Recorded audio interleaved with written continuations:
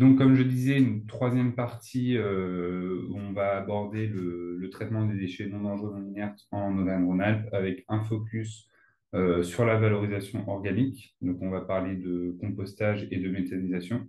Et ensuite, on abordera le sujet de l'enfouissement.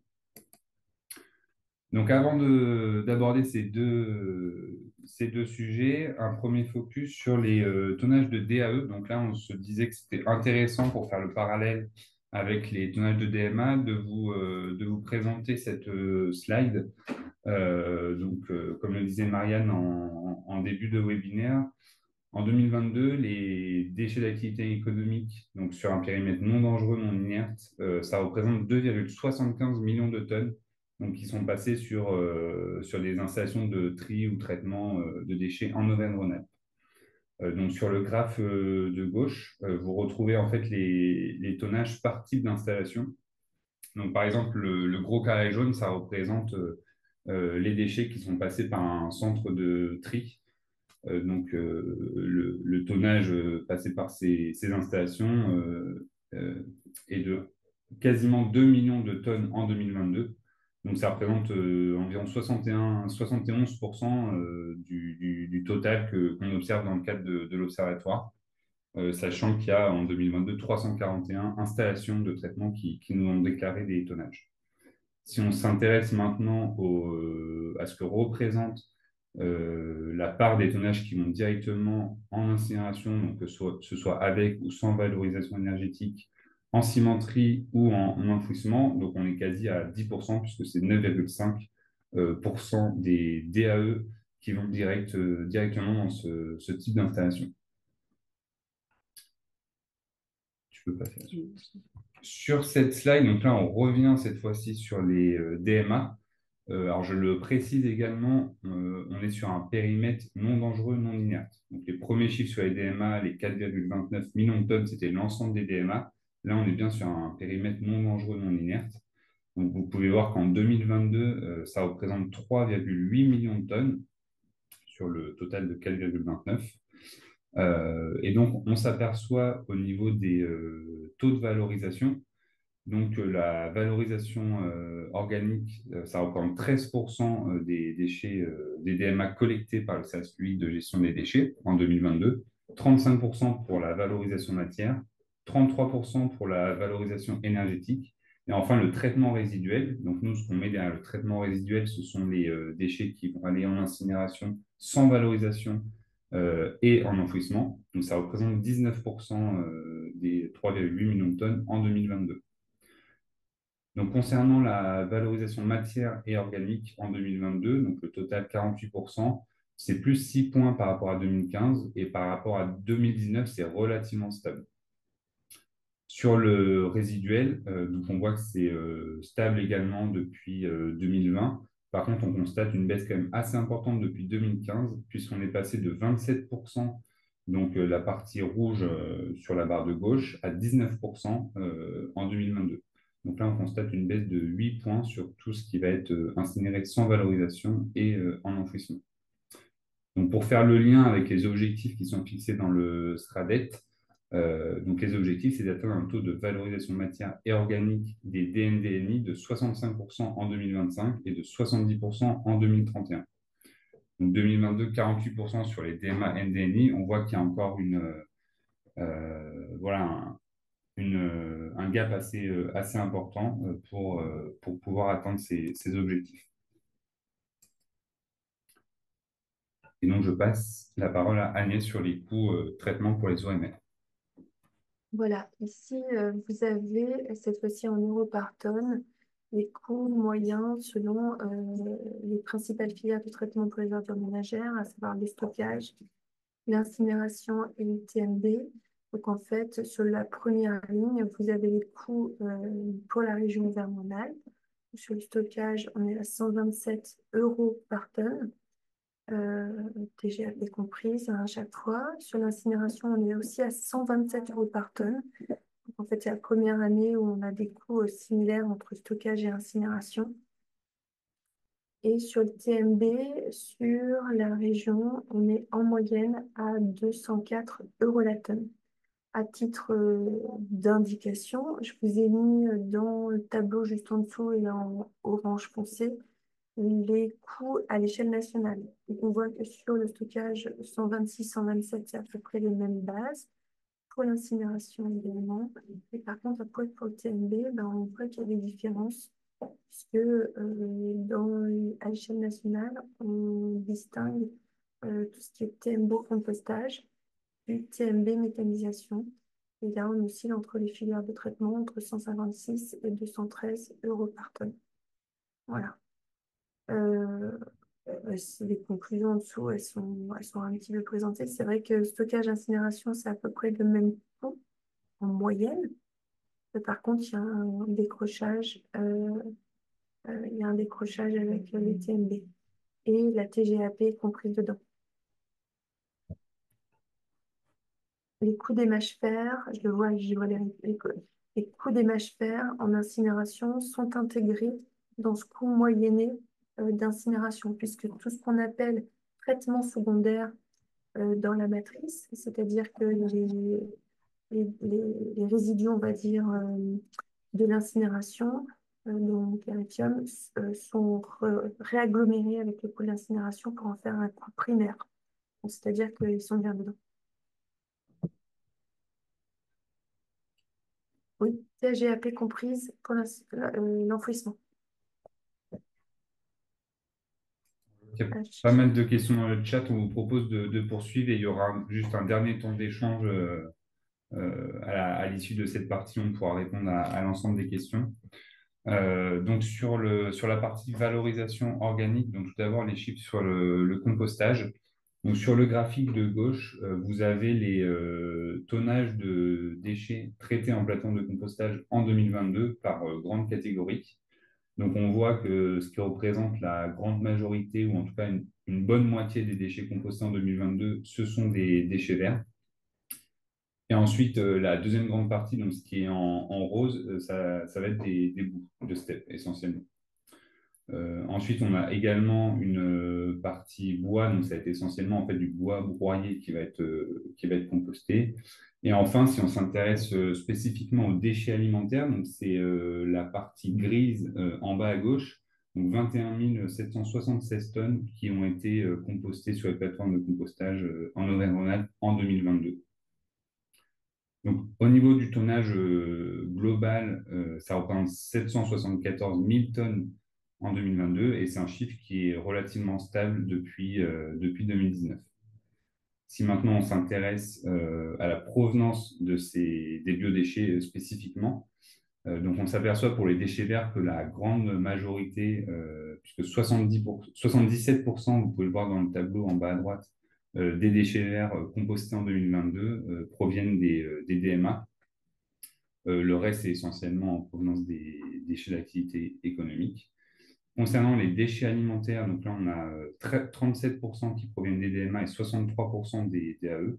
Et enfin, la catégorie déchets de la préparation des produits animaux ou végétaux. Donc là, ça va être tout ce qui est déchets en fait en provenance de l'industrie agroalimentaire.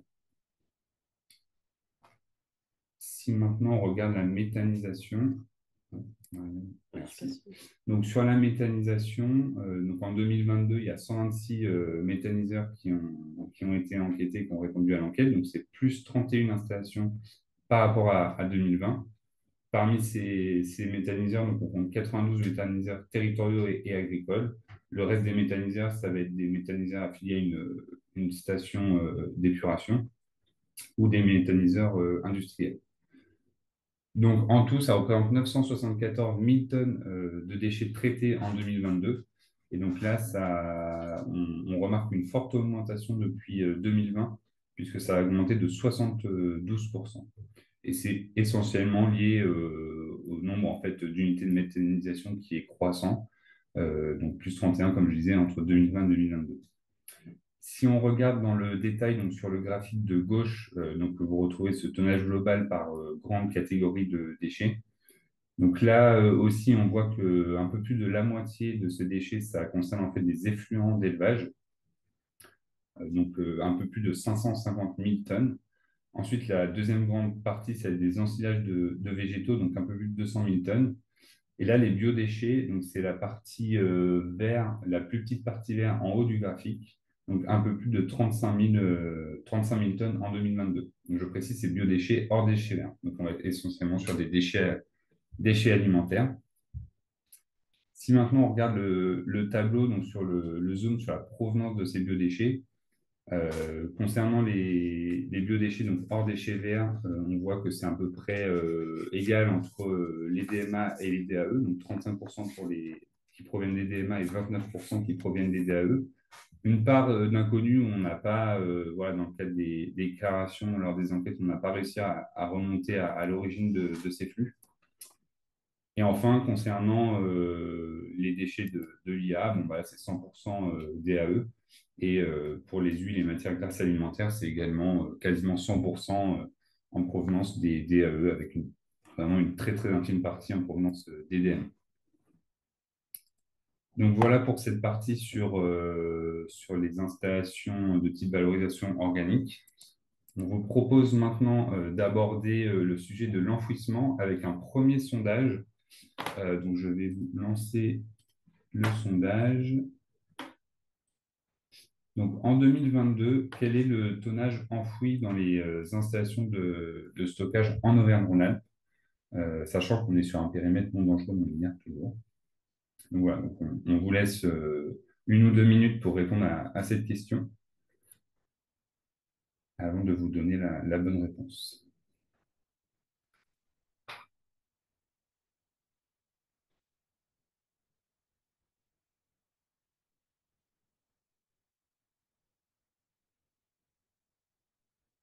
J'ai 60% de participants, j'attends encore quelques secondes.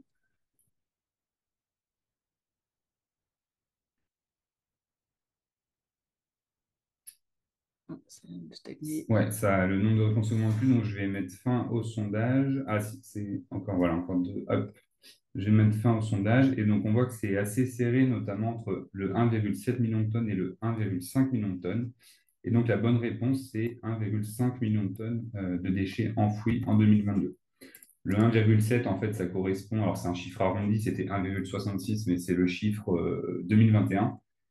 Et le 1,1, c'est l'objectif à atteindre en 2025. Donc, Man, je te laisse passer à la slide suivante. Voilà. Donc, sur le graphique à gauche, vous avez l'évolution des tonnages enfouis dans les installations de stockage de la région. Donc, comme on peut le voir, en 2022, 1,495 millions de tonnes de déchets ont été enfouis. Donc, ça représente une baisse importante par rapport aux années précédentes et notamment par rapport à 2021 où ça avait légèrement réaugmenté. Donc, on était à quasiment 1,7 million de tonnes.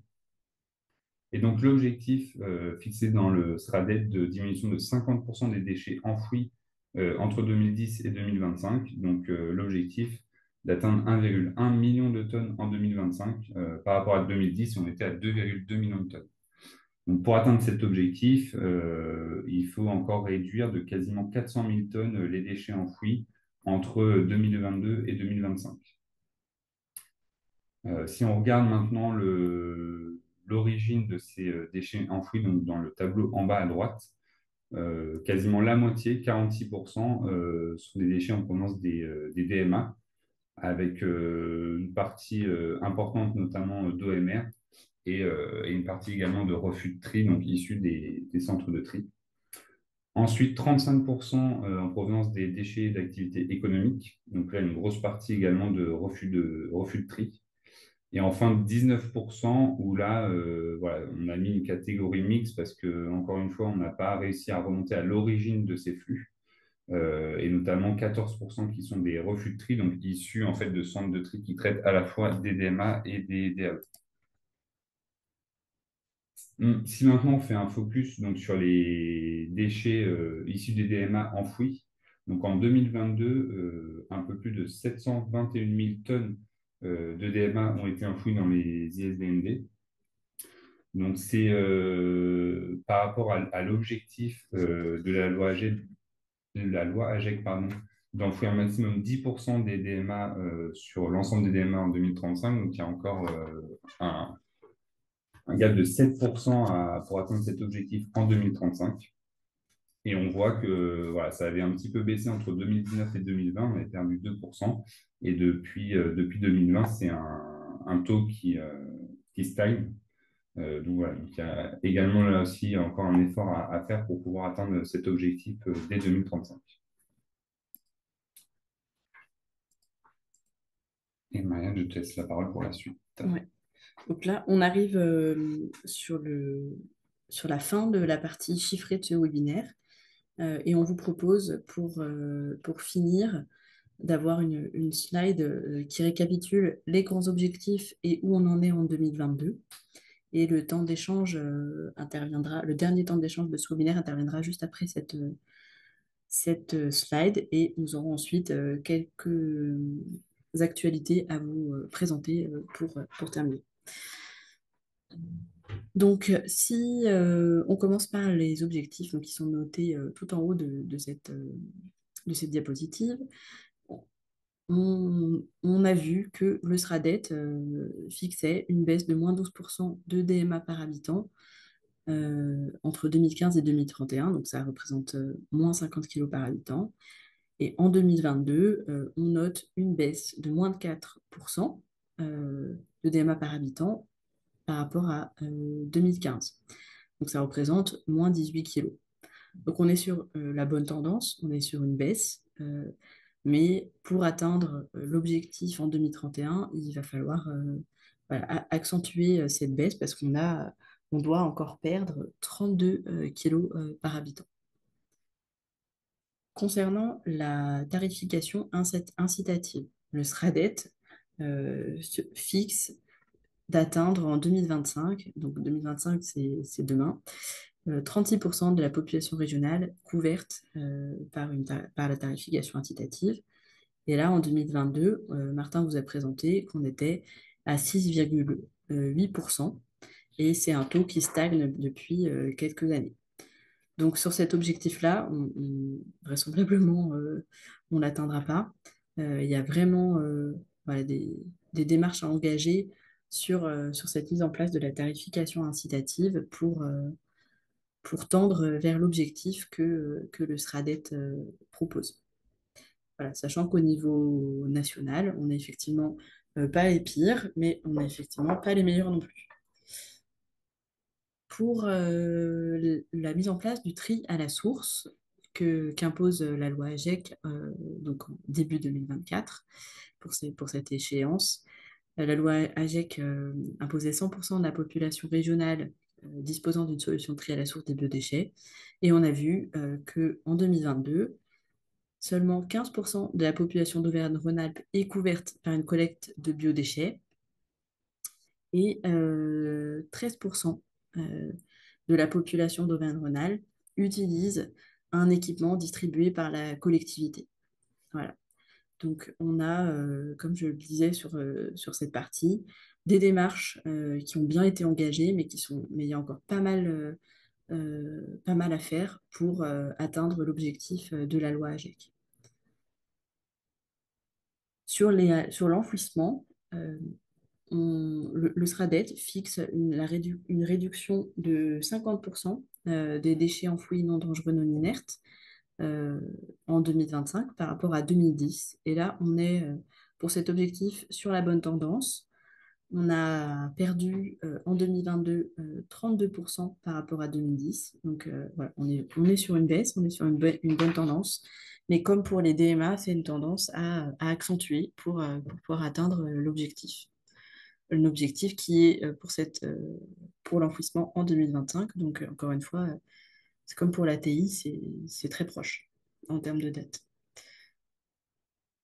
Sur l'enfouissement, on a un deuxième objectif qui vous a été présenté par Martin, qui est là spécifique au DMA, qui est imposé par la loi AGEC. Et là, c'est cet objectif dit pour 2035 de viser un maximum de 10% de DMA enfouis sur l'ensemble des DMA. Et en 2022, on est à 17% en Auvergne-Rhône-Alpes, donc on a encore 7% de DMA à réorienter et à sortir de l'enfouissement. Donc 2035, ça laisse un peu plus de temps que 2025. Donc voilà, sachant que ce taux était relativement stable, donc il y a vraiment une tendance à reprendre pour baisser ce taux de DMA qui part en enfouissement. Et enfin, un dernier objectif, parce qu'il fait du bien, même si on n'en a pas parlé aujourd'hui, c'est un des objectifs pour lequel, en Auvergne-Rhône-Alpes, on l'a atteint avant la date. Euh, donc, le SRADET fixait de réduire de moitié les déchets incinérés sans valorisation en 2025 par rapport à 2010. Et en 2022, on est à moins 97%. Donc, on a largement atteint l'objectif que se fixait le SRADET. Et donc voilà. Donc, il y en a quand même où on y arrive. Et voilà, il faut garder espoir que on va vers la bonne tendance et que c'est possible pour ces objectifs.